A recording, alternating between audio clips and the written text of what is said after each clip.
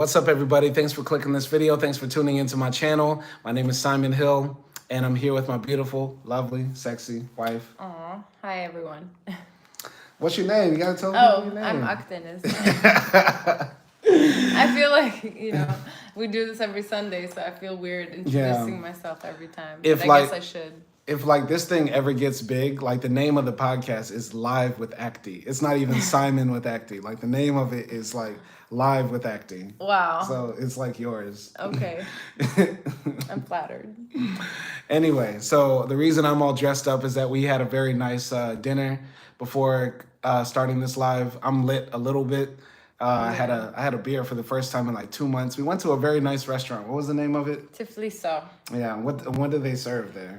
It's a Georgian restaurant, and we had some khachapuri, and I forgot the name of the dumplings. I always forget, but yeah, it was really good. Yeah, it was nice to have Georgian food again. I hadn't had Georgian food since we went to Batumi 2 years ago, and it was great. It was great. I really enjoyed it. It was very good. Yeah. What do you rate the restaurant? It was no complaints. It was 10 out of 10 for me. It was very fancy. I didn't know it was that fancy, but it was worth it. Yeah, it's in Budapest. So if you ever come through Budapest and you're really craving some Georgian food, go to that place. Yeah. And the price for everything in total, because I hate when people give food reviews and no prices. It was about 12,000 Hungarian forint, and $1 is about 355. So yeah, I don't know what that is. She's dividing it right now. I'm just gonna give a rough price. Yeah, $345. It's $34. Yeah.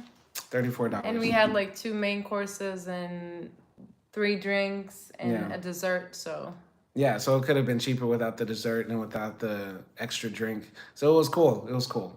Good times. Good times. So I don't know if people are gonna watch this live now because it's late. We come in later than usual. And maybe y'all are tired of me because I did 2 videos today and 1 live and stuff like that. But y'all will catch this on the playback. And this is a Sunday tradition. So you know what it is. You know what it is anytime you see it. So anyway, so today's topic is interesting because just like any other couple, we have fights. We have disagreements. We have problems in our relationship like anybody. And so last week was kind of crazy because we had a big fight over, just... I don't know where to start with it, but do you want to explain the situation? I mean, I prefer not to put everything out there, but I guess overall it was I was suspecting something, and then I went through Simon's laptop, I guess. Yeah. And then and then I thought I found something, and then we had a big fight, and things just circulated from there, and basically that was the general understanding of it, I guess. By the way, this is not hostage. I'm not forcing her to talk about it. Maybe I did put you on the spot a little bit. Yeah, I prefer not to talk about that stuff, but yeah, I mean, I don't deny that we have fights and stuff like that, but yeah. Because I don't want anybody to ever watch these live streams or Backpack Bandits. Subscribe to Backpack Bandits. Tell them. Subscribe to Backpack. Subscribe to it because I work really hard for it, and we have great content. We go to places that are usually not so popular, and I think those places are gonna become very popular destinations, and you can watch it from us for the first time. Yeah, and we're not rich travel couple, anything like that. Yeah. We're normal people. Yeah, if you want to do budget traveling, we have great tips. Yeah, and I don't want anybody to ever think, oh, we're the perfect couple or we're the couple that doesn't fight or ever have problems, because no couple is like that. You know what I mean? And the reason I put, my relationship out on, social media, or at least this platform, is because I want to show, what it's like to grow and love and be married as a man, and especially as a Black man in this world, and living the way I live, a very unique life, living abroad, married to somebody who's foreign. There are a lot of things and challenges that we deal with, cultural differences, anti-Black racism, of course, and different things. So that's the reason why I do that. And also to show what it's like to love and what it means to love, and how communication is important. Sorry, I'm ranting. No, that's totally true, because it is a journey. You're married, every day is a journey and every day is a challenge. Not just because you're married, as a person it is like that, but also when you're married you have to sort of overcome those things together. And that's a hard thing because when you're alone, you can just like either blame yourself or depend on yourself or whatever. But yeah, it's different when you're, going through stuff together because then you have to communicate and figure things out together. And sometimes it's hard. Yeah, absolutely. So we have our challenges, but we overcome them because, at least for me, I believe in our marriage. I believe in our love. I want to Yeah. spend the rest of my life with you, and I don't Yeah. want to lose you. I don't want to lose you either, and you're not Alright. going to lose me.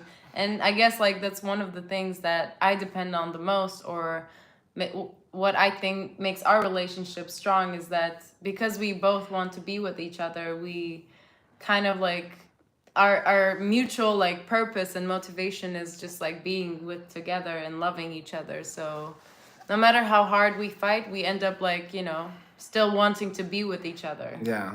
One of the times we had a big fight, and she told me, because my automatic thing whenever I have an issue with somebody, I don't even want to talk to them. Like, I don't even want to be around them. I'm just like, get away from me. Silent treatment, that sort of stuff.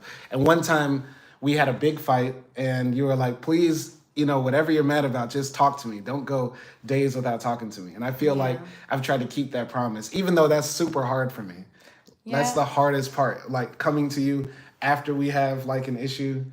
Like, when we had our last fight, you were in your room and I had to knock on the door, and I had to like get the courage to be like, knock on the door and come in Yeah. and talk. No, that's hard. I know. And it shouldn't be like one-sided, obviously. Like I come to you too and I'm like, okay, let's talk. But it's okay to have your time. It's okay to have like some time, couple hours, maybe a day at times. But it's not okay to go days without talking, in my Yeah. opinion, because then, either you forget about stuff, which is not healthy either, or you just like start thinking in your own head and Yeah. you stop like thinking about the other person. Yeah. You don't stop, but you lose that empathy when you just only thinking about your own thoughts. Yeah, exactly. So, we started off this live stream. She said that she, went through my messages on my laptop and all that. But Guilty. I have a confession to make, and I didn't tell you this before camera.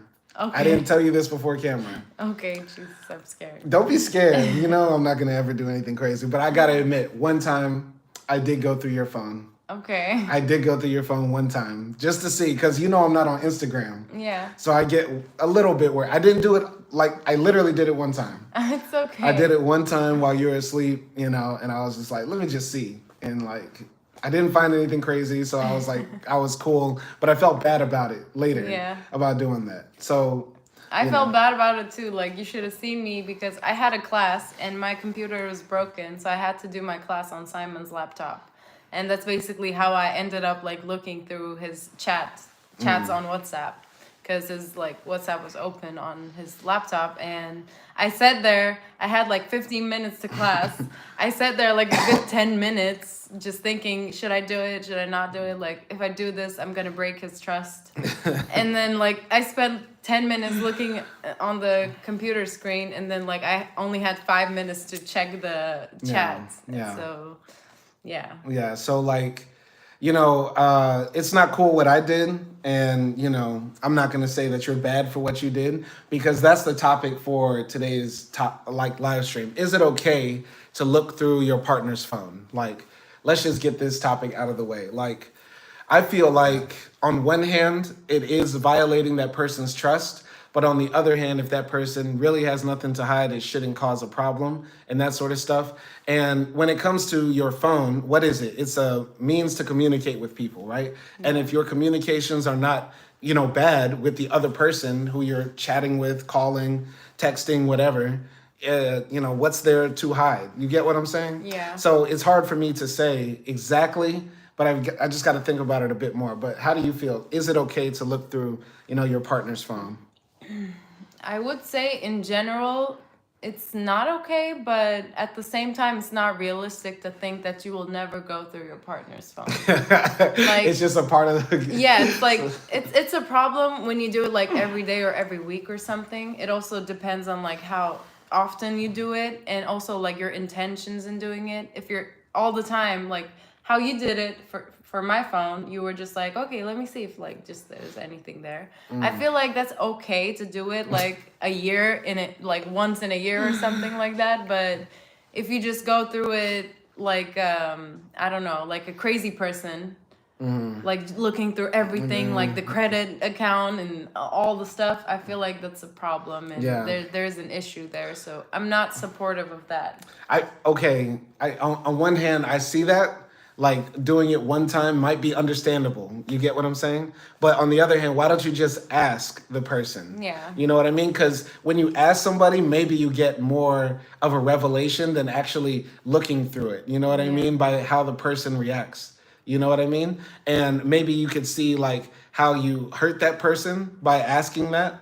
But then you could also see maybe if the person starts acting extra weird. You know what I Yeah. mean? Like if I ask to use your phone and you start asking, why, what, I didn't do anything, or da da, why you don't trust me and that sort of stuff, that might be a bit too much. Yeah. But if you ask and then the person's like, why would you ask me that? And then they give it to you, like that might be, that might show that maybe you're in the wrong. You get what I'm saying? Yeah, I think asking is a better way, but the thing is like if you're asking all the time, then after some time, even if your partner is doing something like they shouldn't be doing, they're gonna like be prepared for it. And I don't know, they're gonna delete chats and whatnot. So there's always that possibility, but there's a possibility like even with that, there even if you're sneaking around and looking at your partner's phone, there's still a possibility that that person deletes everything. Yeah.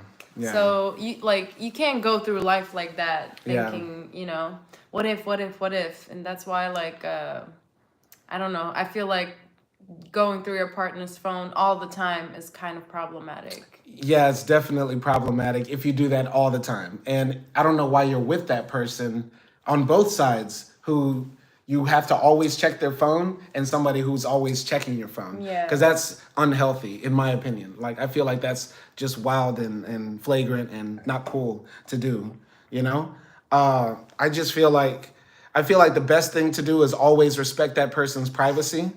And my thing is like, you should be with somebody who you trust 1,000%, not to be cheating on you. Like if you're with somebody who you even have an inkling and a bit of an idea of who will cheat on you, and I'm speaking as a man, because maybe for women it's different, because I feel like women have this conception in their mind that every man is going to cheat eventually, or be tempted to cheat, or want to cheat, or try to get away with cheating, whatever. Maybe it's different, but I feel like as a man, you shouldn't be doing that, because like you should only be with that girl, married to her, dating her, a girlfriend, boyfriend, whatever, if you trust her 1,000%.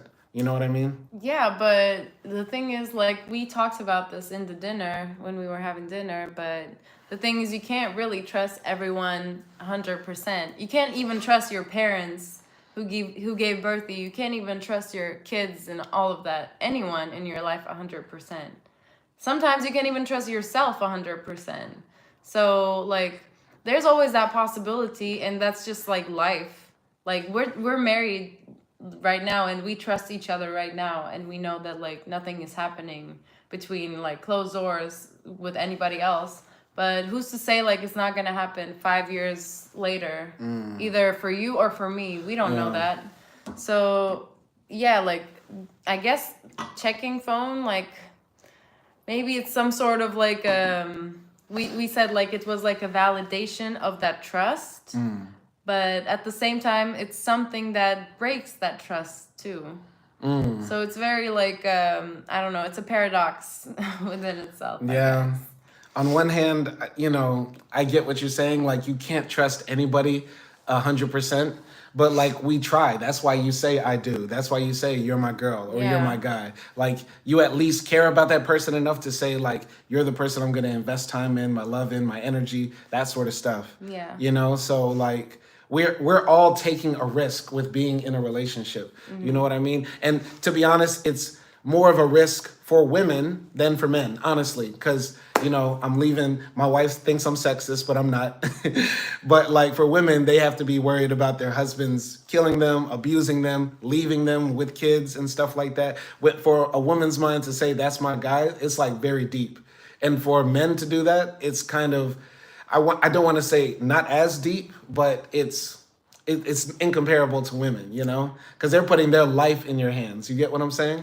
It is. And also there's the age factor too, because even like when a man is like much older, they can still find women who are younger than them, or at least women who are like same age with them.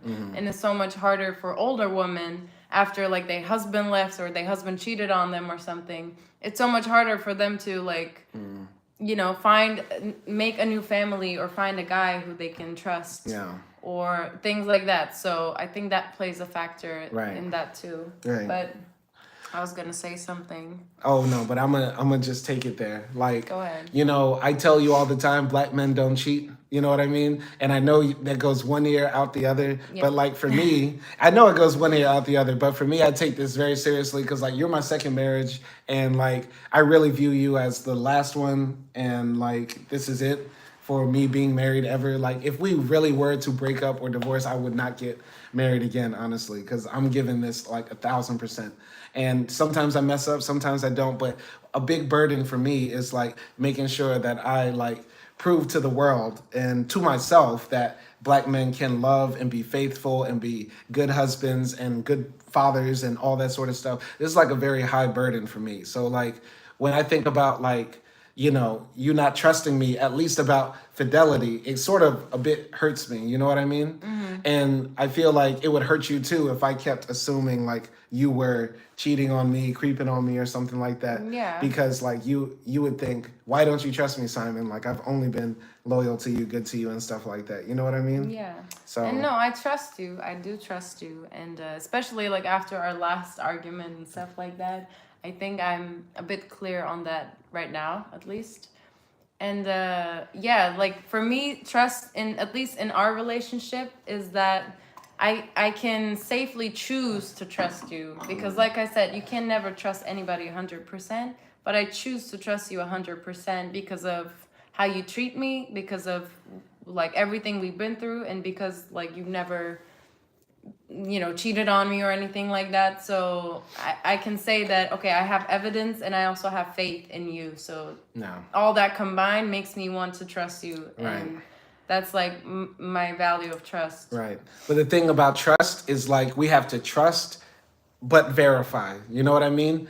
Like, you know, I trust that eBay will deliver my package, Yeah. but I verify by checking the tracking number like every 4 or 5 hours. You get what Yeah. I'm saying? So it's like if you're in a relationship with somebody and you want to trust them, there's sometimes that time where you feel like, let me just make sure I can trust him or her.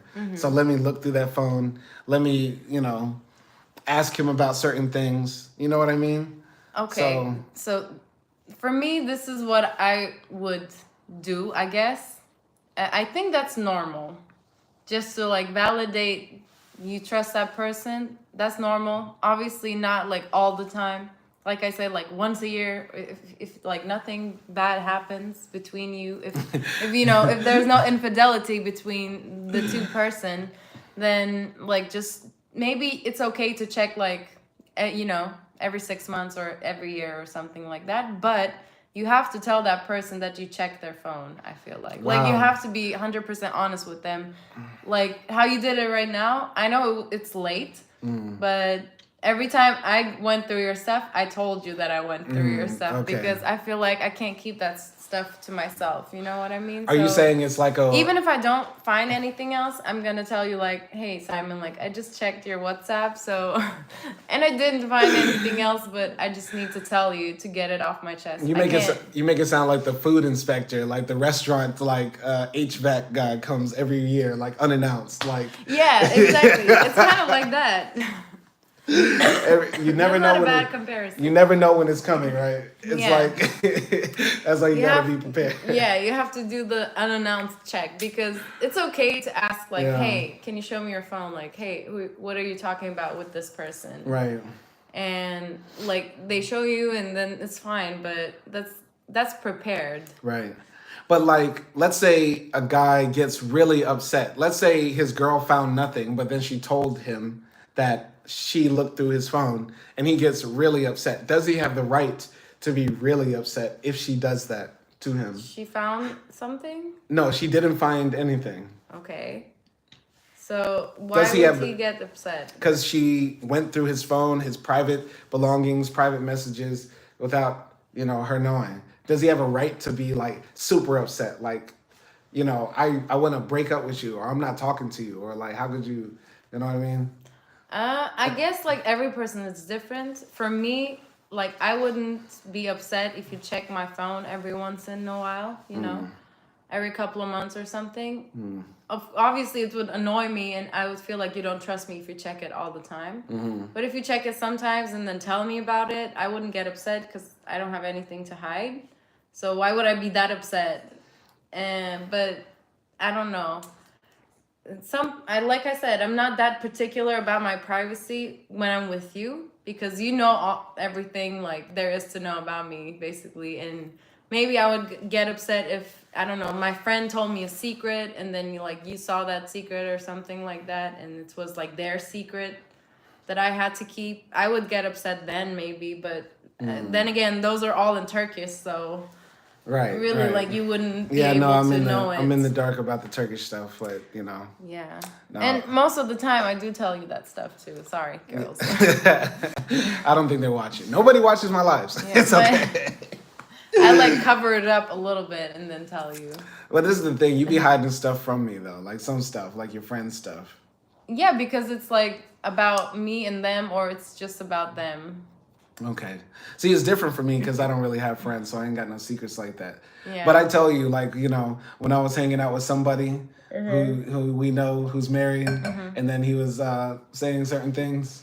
Yeah, and I told don't you, give too much I'm not giving detail. info, but I'm just saying, man, like, anyway. Yeah. I mean, that's juicy stuff. Like, that's only fun if you tell your spouse. Come on. I mean, it's okay to have secrets between us, Yeah, but I wouldn't be mad if that was something that you kept it to yourself. Obviously, I wouldn't know. But even if one day I found out, I wouldn't be like, oh, why didn't you tell me? Like, I wouldn't be like that. Because I feel like you can have that because even though you're married, you're still like your own person. But what are the positives and negatives of going through your partner's phone? Because I feel like a big positive is that you can finally sort of like know the person behind the face that they show you, right? Like, everybody when they're interacting with people is showing a certain persona to some degree. And when you have your phone, you could sort of see what that person's really into. And if I was to be honest, if you were to look through my phone, thank God you didn't look through my browser history. That's what I you know. should. Don't worry, I just saw it. See, messages is you don't know a man until you see his browser history. Look at that Google history. You're gonna find out who that man really is. I saw the tab. Somebody said it was a pop-up. You can never know. You don't know that man until you see that Google search. Anyway. But that's the thing. Like, I can't like say anything about that, I feel like, because that's your own fantasy world or your own like personality and your own thing. So I can't be going through your browser history and then judge you on what type of porn you watch. Right, exactly. I mean, yeah. You can't because it's sort of like, let's keep it real. It's different for men and women. Like, unfortunately, men consume a lot of pornography, but that's because a lot of pornography is made for men. It's not because, well, maybe partially. I'm not going to go Some full. women consume a lot of porn too. Some women consume a lot of porn, but I think a lot of porn is made specifically for men. That's why, like, when we watch movies on Movies to Watch, all the pop-ups are like a girl. You know what I mean? We never see a guy sitting there planting roses on her feet listening to her day. You get what I'm sorry. This is why you're sexist. I'm not sexist. How was that? Because you think that's what all women want. No, but I'm just saying I can't imagine that. Okay, it's not a ripped guy tearing off his shirt covered in baby oil. Okay, I see. I don't even know what I'm saying. Okay. How is Batumi 1 to 10? Okay, that's a good question. So I did in Batumi, I saw a lot of Nazi symbols. So I saw like, swastikas, and I saw the sun spray painted in different places. I don't remember any racial slurs. We were only there for like 3 or 4 days when I was in Batumi. We were there on off season, so we didn't see like too many people. We did went to restaurants and cafes and stuff, and I don't think anything happened while we were doing that. But it was also like the off season, so it was winter and most of the places were closed. Yeah. But I think like I don't know. I'm talking for you, and now I feel No, weird. no, you but don't. You're not talking. Were there stairs? A little bit, but I feel like Georgia is a bit more like Europe, as in like they just mind their own business. Unlike Turkey, where we came from, where people Yeah. really stare and really Yeah. follow you and shit like that. And I didn't hear any racial slurs. I did see a lot of Nazi symbols and stuff like that. But I think a bit of the Nazi symbols in Georgia have to do with Georgia's history to the Soviet Union. And the Russians came there, conquered them under the name of communism. And who are the ultimate enemies of the communists? Hitler and them. You get what I'm saying? So I'm not putting that much Nazi symbols on them. But if you are a Nazi in 2023, like, there's no excuse. There's no excuse. Yeah. You can hate on Russia without putting swastikas and iron crosses. Okay. Subscribe to Hey. Backpack Bandit. Shout out to Shadow Hawk. Shout out to Ozzy too. He came into the chat. We're talking about being in relationships, trusting your partner, and not looking through their phone or not looking through their phone. You get what I'm saying? And so, like, one of the positives of looking through your phone is that you can see the person behind the mask that they show you or the persona that they give you. But the negative of looking through their phone is you might find something that sort of validates what you already feel inside. You get what I'm saying? So you might go in there and look and find some guy who said, hey, and then maybe she said, hey, and you don't know that this guy is a guy she goes to school with or went to school with or works with. And you might be thinking in your head, oh, she's messaging some dude. You get what I'm saying? Yeah. And it literally might have been them just like exchanging contacts. Like, oh, that's Dan from HR. Oh, that's Bob from third period class. You get what I'm saying? Yeah. So you can sort of play into your own evils. I don't know. No, I agree, because I don't know if that's a pro for me, because I feel like, even though, yes, like, I do want to get to know the real you, and I get to know the real you each and every day even more, but at the same time I feel like why would I need to know like Simon at 100% Simon? Because this is like our relationship, and yeah, of course I don't want you to show me like a fake Simon or anything like that, but I feel like I don't need to know everything about you. I disagree, because I feel like I feel like you should have that like 5% of Simon that is only for you, and nobody needs to know that. Like, even I don't need to know that, and that's fine. I mean, there's a difference. Like, I don't know, this might be taking it extreme, but let's say you found out, if you looked through my WhatsApp, that I was in an ISIS chat and I was chatting with members of ISIS, or I'm exchanging. Of course, I'm not talking about stuff like that. I know it could be extreme, but I feel like you should know your partner 100%. Like, I disagree with you on that. Like, I would want to know if you were chatting with, radical, terrorist or something like that, or if you were in a, I'm not talking about something that would something that's like against your ideology, or like something that's harmful, like being in a terrorist group or anything like that. No, I'm not talking about that stuff, but I'm talking about, I don't know, maybe you're into something that's like harmless, and that's like you don't want other people to know, and that's fine. Or it's not like you don't want them to know, but you just don't tell people about that thing specifically. Right. I mean, everybody has their private thing. Who knows? Somebody might be Yeah. jacking off to us talking right now, and that's their thing. Like, they wait every Sunday for Live with AKDI and Simon and just reveling out while we just hash it out. Yeah, and does his wife has to know that? I don't know. I feel like she would be happier not knowing that. That would be weird. That would be weird. Like, if one of our silent subscribers is like watching this right now with like his cock in his hand, it's like, how do they know? He's like, how do they know? But no, I'm gonna keep it real. Like, I feel like, your phone is a bit of your privacy, because so much of our lives are in our phone and stuff like that. And generally, you should not. In general, don't go through your partner's phone. You know what I mean? As in, not go through as in look through all their messages and look through stuff like that.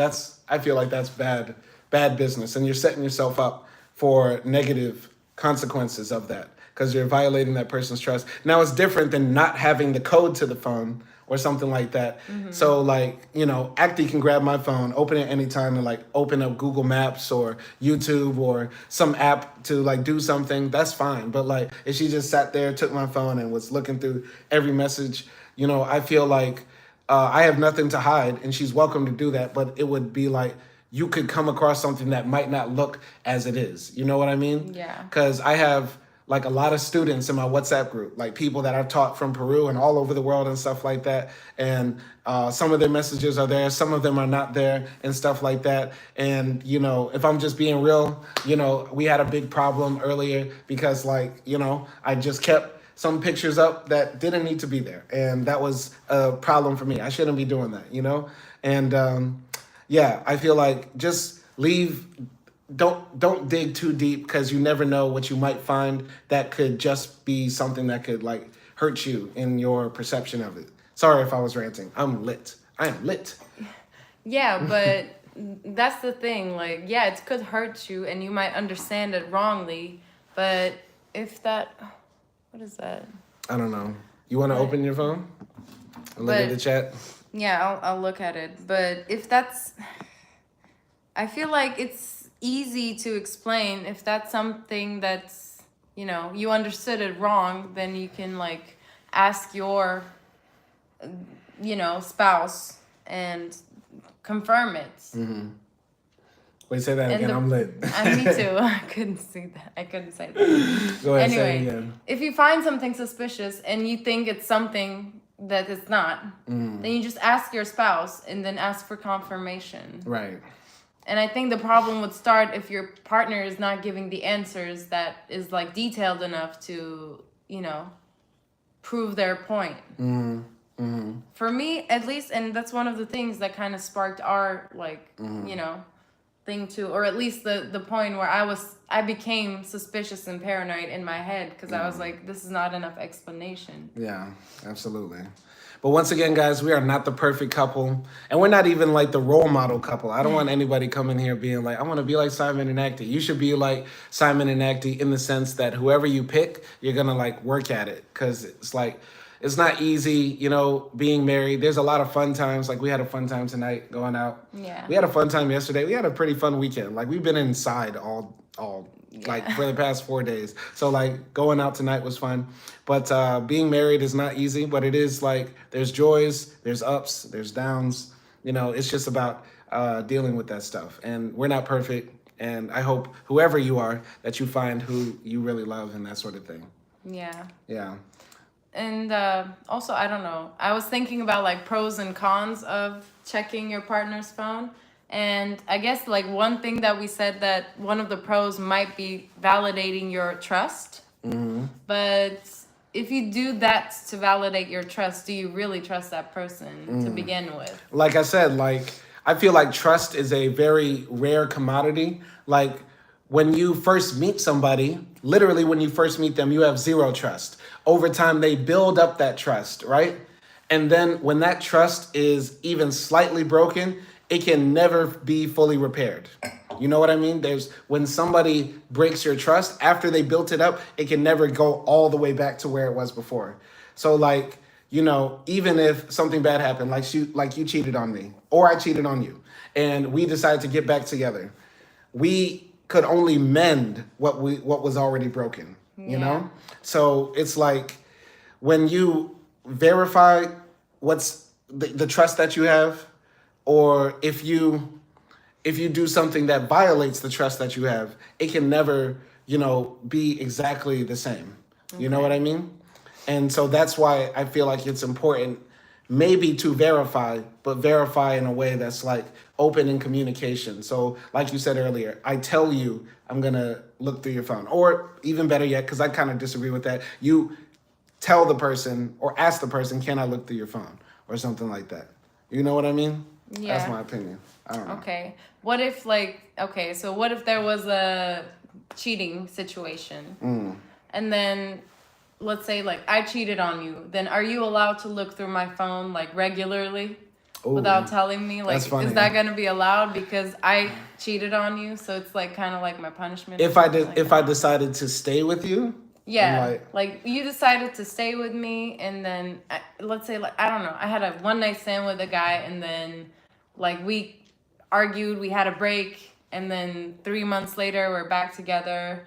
But you're like, I don't trust you, so I'm gonna like, you know, and you don't even tell me, and you just like No, I would tell you first. I don't know.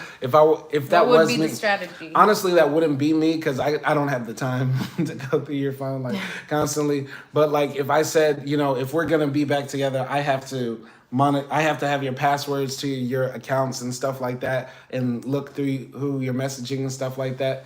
But I feel like if a cheater's gonna cheat, cheater's gonna cheat. So like So if you that feel like if a person cheats one time, they can cheat again? um yeah, because anybody's capable of anything, right? I feel like somebody can learn from their mistake and not do it again. But what I mean is like me looking through your phone, me looking through your messages would not stop you from cheating if you really wanted to cheat. So Yeah. I feel like you have to take that risk and that gamble to accept a cheater back, and people take that decision every day. Like people have, you know, my parents, Yeah. my dad cheated multiple times. My mom took him back, and that's her choice. Same with my parents. Right, exactly. I mean, it didn't end up working, but my mom forgave him like 3 times or something like Right. that. So Right, and people make that decision every day. Sometimes it works, sometimes it doesn't. Sometimes the cheater never cheat again, sometimes they do, and that's just what it is. And you have to make that decision. But how much privacy should people have in relationships? Like, what is an acceptable amount of privacy as an individual? Like, should you be able to know everything that your partner is doing? Is your partner allowed to keep certain messages private, or certain conversations private, or certain activities private? Is that, like what activities? I don't know, let's say you wanted to take a pole dancing class. You wanted to pole dance, but you didn't want to tell me. Is that okay? I don't think that's okay because I would want to tell you. And if I'm keeping it from you, then like, why would I keep it from you? Okay, let's say I was a very conservative, strict Muslim man, and I said no. I wouldn't have married you the first No, but let's place. say, okay, so you're gonna divorce me if I become extra religious? Be Honest. Be honest. It depends on how you act towards me. Like, I don't care if you're super religious in your own life, but if you're telling me like, oh, you can't wear this and you can't wear that, like, or you can't drink and all that stuff, then like I can't really. That's not really my lifestyle. Like, I would be willing to adjust certain things. Like, I would dress a bit more conservatively, but I'm like never wearing a hijab. Or I would not drink when I'm with you, but you can't tell anything if I'm drinking with my friends outside of your viewpoint. So that's my that's my perspective on that. Shadowhawk said, "Damn, your second marriage? How old are you?" I'm 33 years old. I started early. I got married the first time when I was 26, 27. 27. That didn't work out. Lasted about a year and a half. Met this beautiful woman. Tried it again. If this don't work out, hey, I'll be alone again, on the road again. I have faith. I have faith too. But all right. Enough with the religious side. But like, Yeah. even if like, let's say, I don't know, what is it okay for you to do certain things and not tell me about them? Like, let's say you go out to work or to school and you decide to go have a drink, and you come back and you don't tell me that you went to the bar or had a drink. Is that okay? And the same vice versa for me. I mean, yeah, like I feel like I don't have to report everything I do to you. So if you ask me about my day, I would probably tell you. Okay. But if you don't, then I'm not gonna like sit here and report you like, oh, at 12 p.m. I ate lunch and then I had a beer, and like I'm not gonna do that. Okay, let's add on to that. You have a drink at the bar before you come back home after work or school or something like that, and some guy hits on you. He was not successful. Who knows what you said, but you came home and did not tell that story. Is that okay? I mean, there were times that happened and I didn't tell you. Okay, is that okay? It's not about if it happened. Is it okay? Yeah, I mean, at least like I think what you do in that situation is very important, because for me, when like I went out with my friends and some guy hits on me, my direct response is thanks, but I'm married. So if I'm doing that and it's like a 5-second like conversation that we have, because he just says, hey, you want to drink, and I just say, hey, I'm married, and that's it, and then we don't like talk anymore, so then I don't see the point of like me saying that to you. Okay, It's like not important in my night. If that happened to me, I come back from home after I went to the bar after work and some girl hit on me and I didn't tell you, would that be okay? Or is it different because I'm a man? No, it's not. If you told her like you're married and you rejected her, honestly, then I don't care. But if you took her number or if you like flirted with her, then like yeah. So you're fine if that happened, but I did not tell you. What? What happened? That somebody hollered at me, but I didn't. You rejected it. Yeah, but I didn't tell you. That's fine. Let's say you find out from somebody else that happened and you don't even know that it happened and you don't know the results. I mean, I would ask you about it. I wouldn't get mad immediately. I would tell you like, hey, did somebody like hit on you? What did you do? What did you say? I said no. Yeah, that's it. That's it? Yeah, well, what am I supposed to do? Okay, all right, that's interesting. See, I'm lucky then, because I don't know, other people might respond crazy. For me, like, the thing is, it's not, like, it's not interacting with people. Like, you can flirt with some girl, but they have to know you're married. Mm-hmm. They have to, like, you have to claim me, even if you're talking with a woman. Mm-hmm. That's the most important thing for me, because that's something that I do like with every guy who tries to hit on me or even talks to me, and I'm like, I'm married, so don't think about anything. Okay. So that's also a way, like I said, for me to control myself and also control the other person, because when they know I'm married, then they stop trying. Mm-hmm.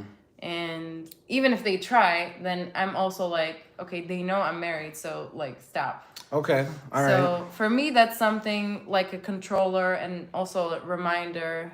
And it's also a respect thing for you. It shows that I respect you. So even if you were at the bar and you flirt with some girl, like you talk to her for like 10, 15 minutes and you flirt with her, but you tell her that you're married and you're happily married, and that's fine. No, that's crazy. No, it does not apply for me the same way. You can't be sitting at the bar flirting with some dude. Maybe the wine got you tripping. No, I mean, by flirting, I'm just saying not like flirting. You mean conversing? Yeah, like talking. If you talk to her, like, oh, where are you from? That sort of talking, and they know you're married. Like that's okay because that's human interaction. I feel like I shouldn't be paranoid just because that person has a vagina. You know what I mean? I mean, it's easier said than done. You know what I mean? It is easier. I prefer for that not to happen. It sounds easy when you say, "Oh, at the bar," like in Hungary, full of 5s and 6s. But if I was at the Rick Ross mansion pool party, having drinks, yeah, I mean, context also matters too. Yeah, there are different factors, but in general, I'm saying like, because everybody loves when they get hit on because it validates your own like good opinions of yourself. Yeah. So for me, the important thing is the rejection part. Like you have to reject that person, and then maybe you can have like some conversation with them. That's fine, but it can't get any further than like it can't be like you sat at a bar and you talk to them like 2 hours. Yeah, no, that's wrong. Like you shouldn't be having those in-depth conversations like that. Like no in-depth conversation. Maybe but just out of politeness, if they ask you a question. Well, let me take that back though, because is it possible for men and women to have intellectual conversations without sexual tension or attraction being there? Could I sit down with a woman who is not you and talk about something deep? Could I have the same live stream right now with another woman right here and just have this talk, and without it being something, romantic or feelings between us? It would have to be someone that is like either close to me or someone that we both know together. So for example, if it was one of my friends that you're talking to, or it was like one of your friends' wife or something like that, like someone we know, and also for some time, we have to know them for some time. Wait, are you saying that it's impossible for me to like talk about this sort of topic or even other topics, Israel, Palestine, men are simple, women are easy, whatever? Like, no, you can talk, but then again, I never know that woman's intention. And I guess like if I know that you're straight and if I know that you're not gonna do anything, then I guess that's fine. I would have to trust you for like holding the leash. But you I know? think I think you're missing the question, the idea of the question. Is it? I'll ask you more simple. Is it easy? Is it possible for men and women just to be friends Yeah. and with no intermediary between them? Yeah. Is it possible for men and women to have conversations that are based on a topic, whether they be personal or philosophical, that don't lead to attraction? Yeah. Yeah. So I mean, at least for me it is, because I know that I'm married, and I'm even not if you really. want, I know, but if you're not married, if you're both single, I feel like that spark might lead into something.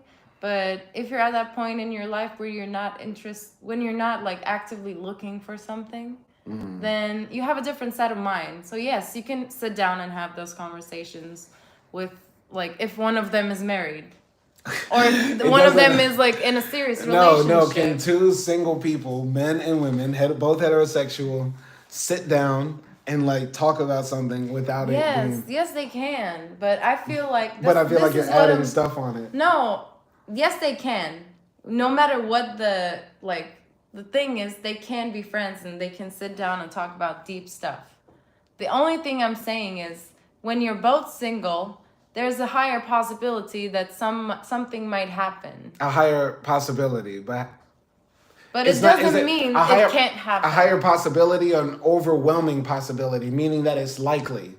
Because I think that's the difference. And maybe you might think this is black and white, but what I'm saying is like, can two people who are relatively like decent looking, not one of them is like morbidly obese or hideous looking, like they're two generally okay looking people who are different genders, sit down and like have a chat about something in depth. It's not. Yes, I don't think it's highly likely. I think it's just more likely. Highly likely, or is it overwhelmingly yes that the longer they talk, the more likely that they are to be in a relationship, or it's No, unknown. It's unknown the longer they talk whether they will be in a it's relationship. unknown. It's unknown. Yeah. When I said like more likely, I was comparing it to like either someone in a relationship or someone who's married. Okay, what I was talking about, like, But if we're just talking about like in general, then I don't think. I think it's unknown, more of an unknown. maybe not unknown, or it's not likely, highly likely, or not likely that they will eventually develop feelings for each other the longer they talk to each other, even if it's about a specific topic. I think it's unknown. You can't know that. You can't know that, but we Yes. can guess that. We can guess that. We don't know anything. We don't know what would Yeah, happen but it between depends them. on so many factors. That's Oh, why. okay. Two single people work in an office. I'm sorry. Am I ranting? As you retracted the statement, who knows? All right. Either way. Two single people are working in an office. Okay. Both of them around the same age or whatever. And their job is that they have to talk about planning meetings together, right? Yeah. And they're both different genders, man, woman, right? Are you saying that the longer they talk to each other, it's more likely that they will eventually develop feelings and attractions for each No, other? I'm not saying that. Okay. I'm saying that is unknown. It's unknown. It's like 50-50% chance. Everything is unknown. If 50-50, Exactly. all right, the 50-50, that means that's real likely because 50-50 is like coin flip. Yeah, but that's like there's a possibility that they might want to be in a relationship, 50%, and there's a 50% possibility that they might not do that. Okay, so it's half half. I It's just want equal. to I just want to make this clear for anybody watching this now or in the playback. I would think that it's possible and not likely that just because men and women are talking at protracted levels or protracted amounts of time that they eventually will develop feelings. You know what I mean? Because I worked with a lot of women while I was working in hotels in Miami. Worked with, I literally speak to women all day. Before I even met my wife, I was speaking to women. Some of them were single or not for hours at a time, like 5-6 hours. Sometimes per week, Yeah. and did not develop feelings with them and stuff like that, face to face, and also sometimes on the Zoom and stuff like that. When I was working and teaching in Tunisia, I would sit down with a single woman and We would just chat, and you could do your job and that sort of Yeah, thing. but that's also your job. That is so my it's job. different than just talking to someone at a restaurant or a bar. But it's still conversation. You know what I mean? Of course, but there's that, don't dip your pen in the company ink and that sort of policies and things like that. So that's a bit different, but I agree. Like, overall, I don't think they need to, develop a relationship like that, romantic relationship like that. And like I said, I think that depends on many factors. Like, what are their motivations or what are they doing in their life, Yeah. Like, if a girl or the guy, if they want to be in a relationship and they're looking for someone to date and they just happen to be talking with someone, they might, like, just in their mind automatically think, like, oh, could something like that happen? Okay. I mean, the possibility is there. You're talking to somebody, and there's chemistry and there's personality, everything involved. So, but it might not be. That's why I said it's unknown. But it might not be chemistry. The example I was thinking of, the reason we went down that rabbit hole is because, like, I was imagining, let's say I'm at the bar one day having a drink. Somehow Israel Palestine comes up, and I'm sitting here with some crazy radical girl who's like, "You need to care about Palestine," and I'm telling the bitch, "I don't care," and she keeps trying to make me care, and I'm gonna tell the broad, "I don't care." In fact, I might start trolling and say, Israel has a point. They've been launching rockets. Wow. Somebody throw a stone at my house, I'm gonna shoot back too. You get what I'm saying? So maybe I might get into an argument like that, and we might go at it for 2 hours. I don't think you might be like, I don't think you should be upset at me about that, even if I didn't tell you about it. No, despite how hilarious the story would be. In actual life, if that did happen, I would definitely tell you. Exactly, but that's the thing. Like, I feel like if you talk to somebody, especially a woman or anybody, for 2 hours at a random bar or something, I feel like you should tell me that, or you should feel like you want to tell me. Because it was probably something interesting there that kept you talking for 2 hours. You know what I mean? Right. So, like, why would you come home and act like nothing happened? Act like you didn't scream at the lady, fuck Palestine. And you don't want to tell me that? Like, that's shady. I would never go into a bar and yell fuck Palestine, but that's a hilarious end to the story. So then I told the broad, fuck guys. That's hilarious. That's fucking hilarious, bro. That's crazy. That's crazy. Oh shit. Oh man, I don't know what to say. I'm gonna just say this. I'm gonna say this. All right. So we only have about 10 minutes left in this live stream. We've been chopping it up real heavy. But like, what did we reach? So like, how much privacy should you have? Like, if you talk to your friends or whatever, do I have the right to know exactly like what all of y'all were talking about? And the same vice versa? Like if you were chatting it up with your besties? No. I don't have the right. I don't have the right to know. No, I don't think so. And I wouldn't want to know what you are talking about in your friend group. Unless it's like something heavily related to me, then yeah, I wouldn't want to know. Or maybe even if it was related to me, like y'all can just like, talk about me and whatnot, and I probably wouldn't want to know that, and I probably wouldn't feel that good about it. So yeah, like you can keep that to yourself, in my opinion. I think you want to say I should keep it to myself because I've told you what guys eventually end up talking about. Yeah. So like, it's just a bad look because then you're going to see me with the guy friends and give them shade. Yeah. Yeah. So I just, I don't want to perceive them that way, and I also don't want to perceive you that way. So it's better if you just keep it to yourself and have your guy time or guy talk. I mean, what activities need to be divulged? Like if you're like, going places, or if you're like doing certain activities. I mean, if you're going to the strip club, you better tell me. Okay. If you're going to see Magic Mike, are you going to tell me? Yeah. Okay. I'm going with you. No, I'm not going to see Magic Mike. Don't put that shit on me. No, but I will, obviously. What about money? We were talking about money. How much privacy should there be with finances? You know what I mean? Because money is the topic that makes a lot of people uncomfortable. I think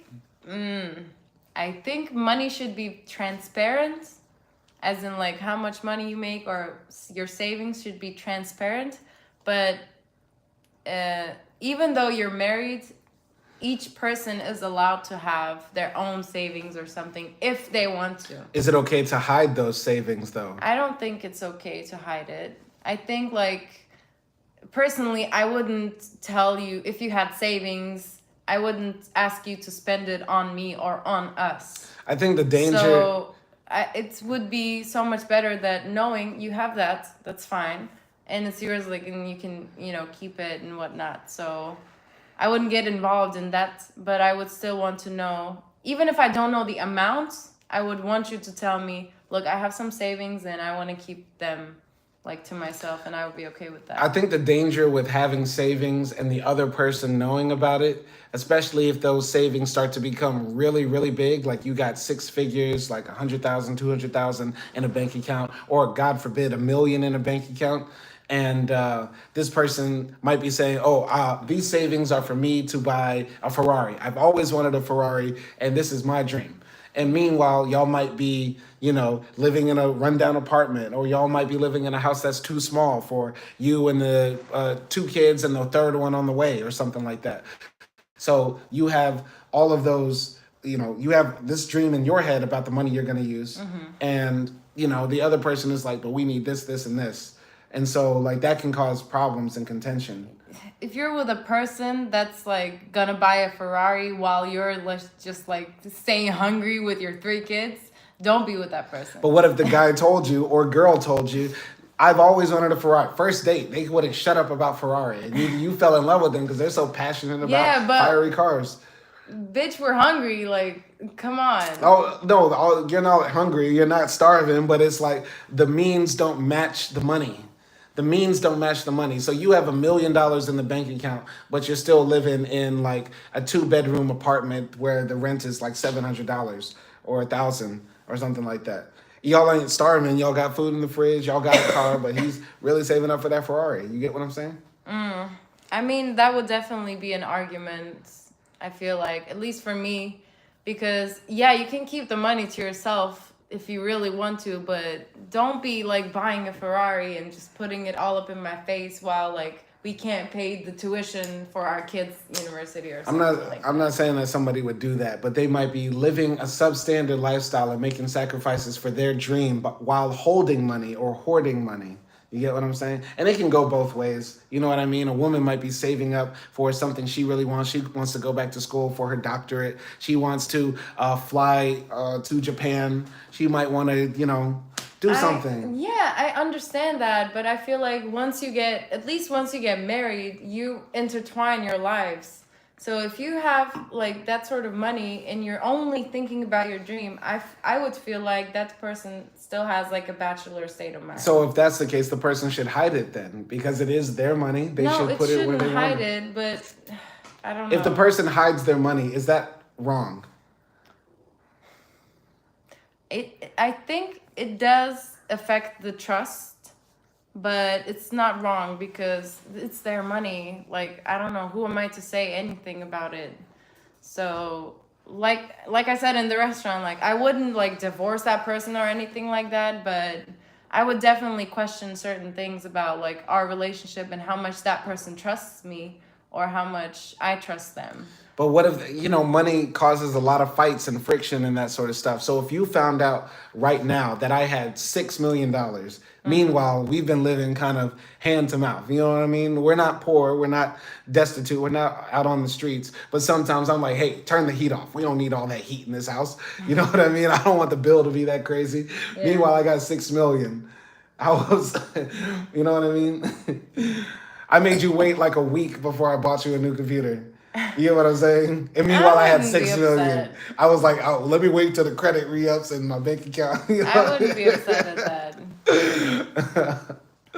I mean, we might not live the most lavish life, but in my opinion at least, I'm grateful for everything that we have. So if you had like $1 million in the bank and you weren't using it, I wouldn't be upset at you.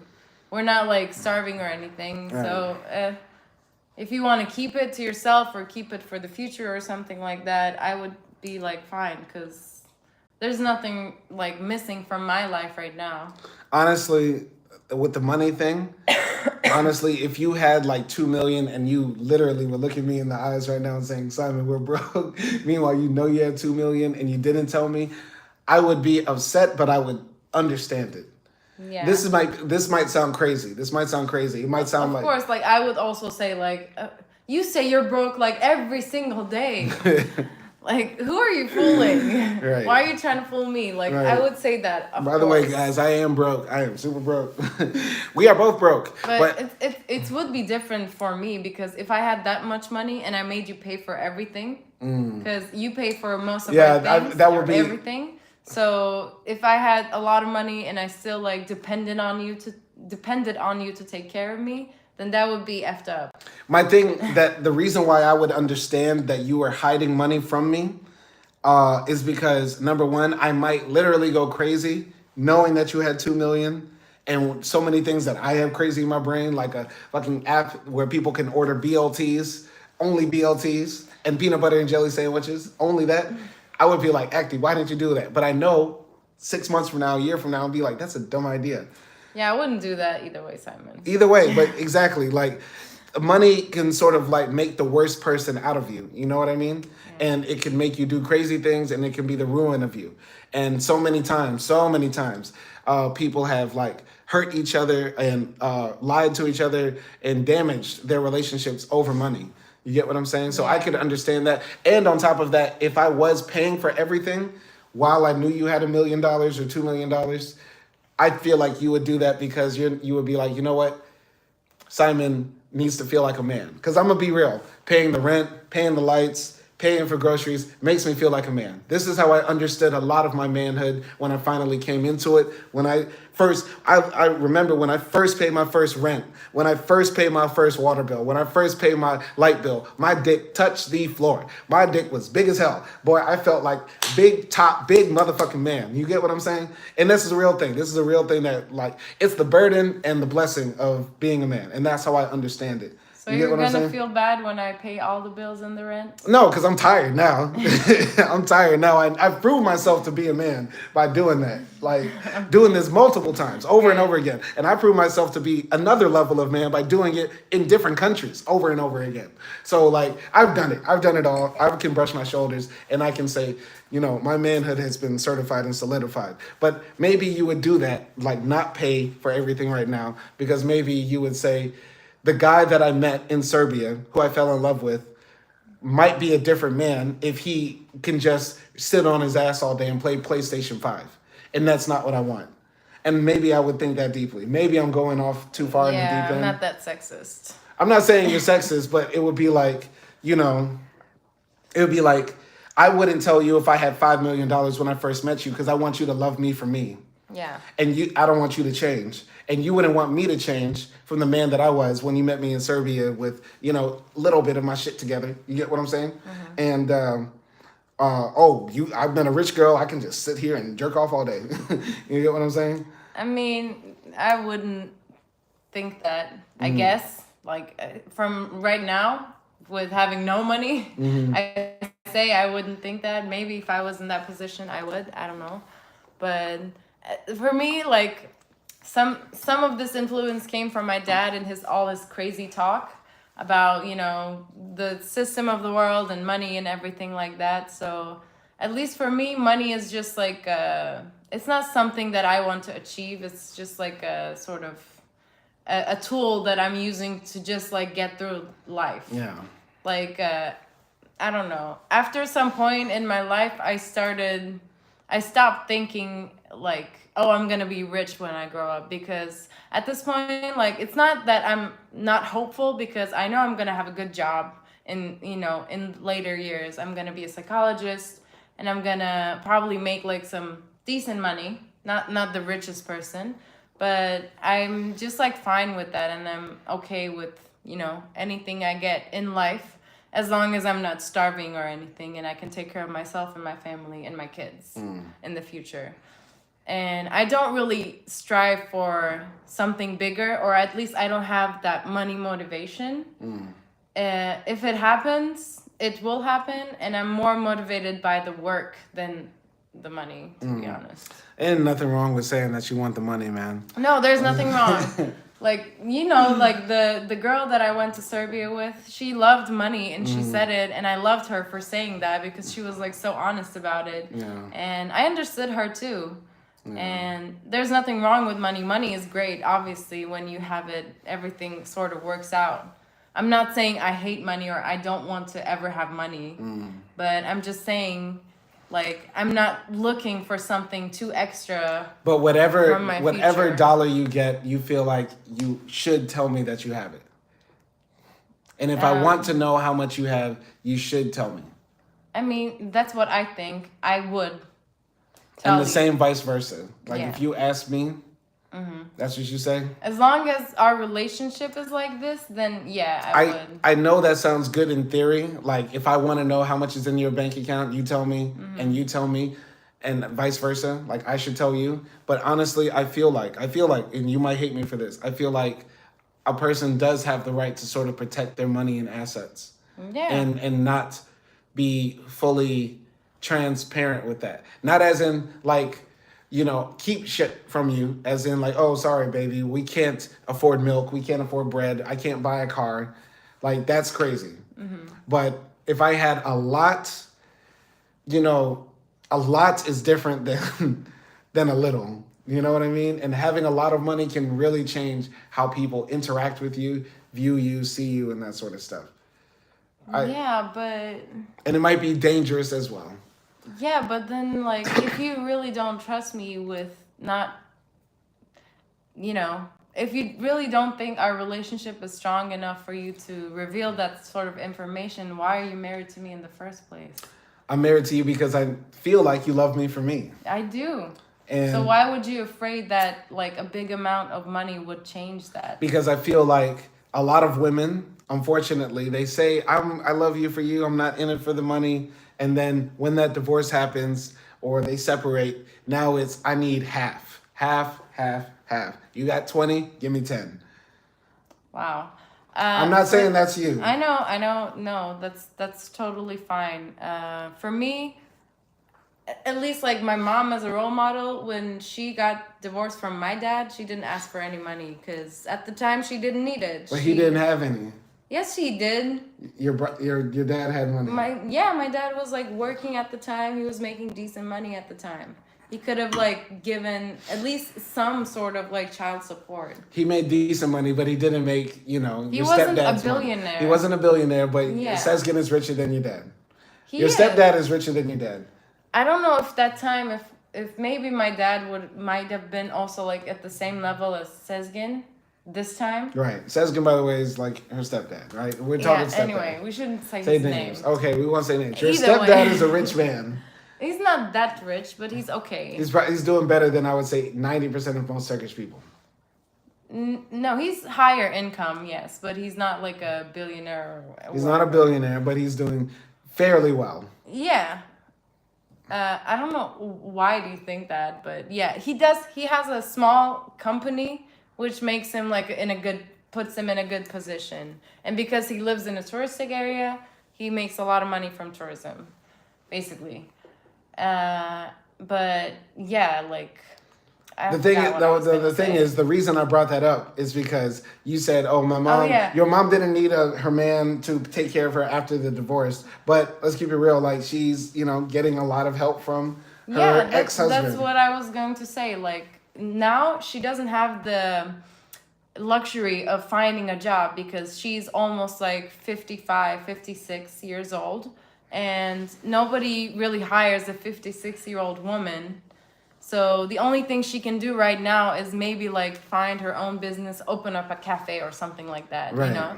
So that's why she needs the support logically, because she had to give up working because she had my brother. And this is like sort of like the payment of that, I guess, like being a housewife for all those years.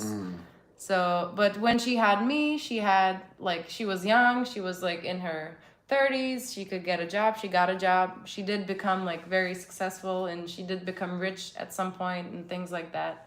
But then yeah, so it depends on the circumstance. And like I said, if I'm like freaking 60-year-old and you just leave me with no money and anything. But see, So- there's always an exception. There's always an exception. You're going to say, oh, I'm 60 years old. I gave you all of my life. Give me half. There's always that exception. Let's keep it real. I'm not trying to be sexist Yeah, here. I'm not. if I was rich, then you would want half of my money too. I wouldn't. Well, maybe. Let me keep it real. Maybe. If I gave you Exactly. half of my life, I need half of that money. Exactly. But this is the thing. That's the thing. Because, like, I wouldn't be saying that. And I will be acting with you a different way. Let's keep it real. Let's keep it absolutely real. Like, these billionaires are able to get hot 20-year-old girls when they're 89 and those dicks don't even do anything because they have money and the girls are seeing the light at the end of the tunnel, which is the alimony, the life insurance, whatever. Yeah. Oprah has kept a man literally on a leash, Stedman, for like good 30 years. Stedman is on a leash next to Oprah. Why? Because Stedman sees a light at the end of the tunnel. I just got to stick it out. This is the thing. So it's like money makes people act differently. People that are normally not attractive, that can't attract people, end up, finding that match through the dollar signs. Yeah. And people act differently towards them. So the thing is, I feel like if I did have a lot, I have the right to protect myself from people who might act differently towards me. Because I want you to leave me because I'm an ass. Not because I'm an ass who you can then take millions of dollars from, if I did have it. And Then sign the freaking thing. the prenup. If you had a lot of money and then you wanted to do a prenup, then I would be fine. Like, go ahead. Because for me, what I want to do is, yeah, of course, like if I'm jobless at 65 and then you divorce me, of course I'm going to try to take half of your money. But my thing is, I'm trying not to be broke when I'm 65 and I'm trying to work for myself and save for myself. See, that's the goal. But see, you just said it right there. I'm trying not to be broke. But if I was broke... Yeah, because I'm trying to survive in this world. Okay, but if I was broke... If you thought I was broke when you divorced me, or we divorced, or I divorced you when I'm 65, you wouldn't be asking for money at all. What if I had it stored under the mattress? Oh, God. Keep your money. I don't care.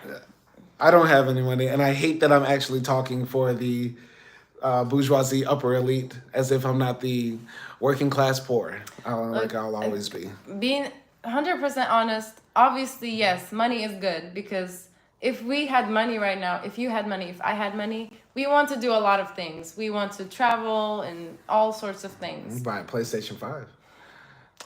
Simon wants to buy a PlayStation 5, whatever. It's not like if you had a lot of money, it's not like I would want Chanel bags and all sorts of things. I would want to I would be like, okay, like let's go to here and there. So yeah, like if you turn out to have like a lot of money, I would be upset that okay, so why can't we like make our dreams come true? Because it's not like I'm wanting a house for myself or this and that for myself. But I want to have good memories with you and do the things that we talk about. But we say that now. Yeah, that's what I'm saying. Like, I would be upset if that turned out, but then I wouldn't blame you for hiding it from me. And if, But you say that now because, like, right now, our scope is, like, very limited on what we've been able to do with the little money that we have. But it's crazy because the more money you make, the more doors that open. Like, we don't know what it's like to sit in a luxury car. You get what I'm saying? We don't know what it's like to live in a mansion. You know what I mean? And that sort of stuff. So money changes your habits. But we'll talk about money on our next live stream. This wasn't even where we wanted to go. We wanted to talk about privacy and that sort of stuff. How I feel about all this privacy stuff, respect your partner's privacy. Don't go through their phones. If you do it, ask them first. And if you don't want to ask them first, tell them after you do it. Your partner doesn't have to tell you everything. Because in my opinion, a person has the right to protect their money and not talk about it so much. The person has the right to do certain things that are within, bounds, like go to a bar by themselves, go to a party by themselves, go outside to places by themselves. But that's my opinion. You want to? No, I agree with you most parts. Like, I don't think you should be checking your partner's phone and things like that. But if you do it, either ask before or later, whatever. Like, I agree with that part. For me, like, yeah, but I feel like if you do something that you can't tell your spouse, then that's when you should question yourself, like, oh, I don't want to tell this to my spouse. Why?